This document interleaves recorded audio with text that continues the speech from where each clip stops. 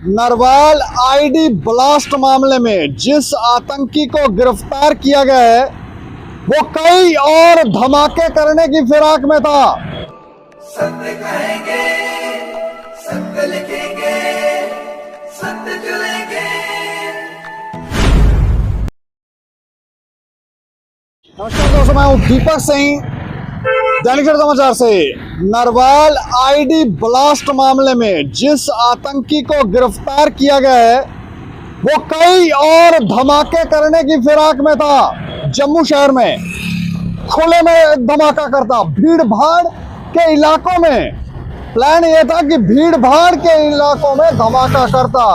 जो आतंकी नरवाल में जो 2 आईडी ब्लास्ट हुई थी, जिसमें एक टीचर का, शिक्षक का मुखौटा पहनकर यह आतंकवादी गतिविधियों को अंजाम दे रहा था, जिसने शास्त्री नगर और कटरा की तरफ जो बस जा रही थी उसमें भी आईडी ब्लास्ट करवाया था। इसमें कुछ और जानकारियां निकल कर आई है, क्योंकि इसको रिमांड पर लिया गया और उससे पूछताछ की जा रही है, तो कुछ चौंकाने वाली बातें सामने आई हैं। तो ये खबर हम आपको विस्तार से बताने जा रहे हैं कि क्या कुछ चीजें जो है वो निकल के बाहर आई हैं। नरवाल, शास्त्री नगर और कटरा हमले में शामिल लश्कर आतंकी कई और हमलों को अंजाम देने की फिराक में था। जम्मू पुलिस ने लश्कर आतंकी आरिफ अहमद को गिरफ्तार कर बड़ी वारदात को टाल दिया। अगर वो नहीं पकड़ा जाता तो कई इलाकों में हमले कर सकता था। इसके लिए उसने रेकी भी की थी, जिसमें जम्मू शहर के कुछ बाजार और भीड़ भाड़ वाले इलाके शामिल थे। इसके पास सीमा पार से हमलों के लिए आईडी आनी थी। उसके साथ ही वो कुछ दिनों में परफ्यूम आईडी का इस्तेमाल करने वाला था। इसका इस्तेमाल खुले में किया जाता, जिससे बड़ा नुकसान हो सकता था, लेकिन जम्मू पुलिस ने उसे समय रहते पकड़ लिया, जिससे किसी और हमले को टाल दिया गया। इससे लगातार पूछताछ की जा रही है। जानकारी के अनुसार पूछताछ के दौरान पता चला है कि आरिफ का मुख्य टारगेट जम्मू जिला था। हालांकि वो पूछताछ के दौरान अपने बयानों में कह रहा है कि उसे पाक हैंडलर की तरफ से कहा गया था कि भीड़भाड़ वाली जगहों पर टारगेट किया जाए, लेकिन उसने भीड़भाड़ वाली जगहों को नहीं चुना था ताकि नुकसान कम हो।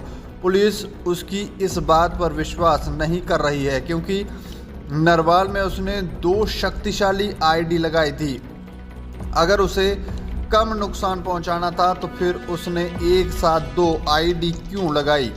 पूछताछ के दौरान पता चला है कि हाल ही में वो 2 बार कश्मीर गया था। एक बार उसने अपने पिता तथा दूसरी बार बेटे के इलाज के लिए गया था। उसने बताया कि दोनों का इलाज करवाने के लिए वो कश्मीर गया था। पुलिस उस रिकॉर्ड को भी चेक कर रही है। पुलिस उसकी प्रॉपर्टी को भी जांच कर रही है। फिलहाल ये पता चला है कि उसने मोहर में 3 मरले ज़मीन खरीदी थी। इसके अलावा उसकी गांव में ज़मीन है। उसके पास और आईडी की सप्लाई आनी थी, जिससे ड्रोन के जरिए भेजा जाना था। उसके बाद वो और धमाकों को अंजाम देता। समय रहते अगर ये आतंकवादी पकड़ा ना जाता तो ना जाने कितने धमाके ये जम्मू शहर में करता और कितने बेकसूर लोगों की जान लेता। कई जगहों पर रेकी भी कर रहा था और आईडी पाक से जो आईडी आनी थी, सीमा पार से जो उस तरफ से आईडी आनी थी, उसका भी इंतजार कर रहा था। और वो आईडी से मिलती तो शहर में एक और धमाका करता और बेकसूर लोगों की जान लेता। और वो सब इंस्पेक्टर जो बठिंडी में जिन्होंने इन्हें रेंट पर रखा था, उन्होंने अपने दायित्वों का निर्वाह सही से नहीं किया तो नरवाल में धमाके हुए और ना जाने ये कहाँ धमाके करता।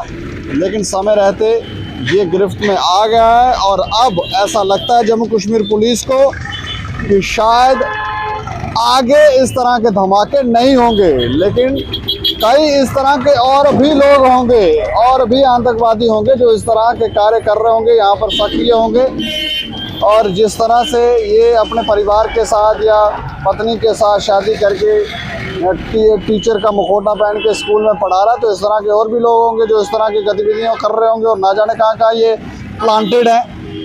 तो हमें लगता है कि ध्यान देने की ज़रूरत है। इस खबर के ऊपर आप प्रतिक्रिया भी रखें और देखते रहें दैनिक समाचार। मुझे और मेरे सहयोगी राजीव गुप्ता को दें इजाज़त। नमस्कार।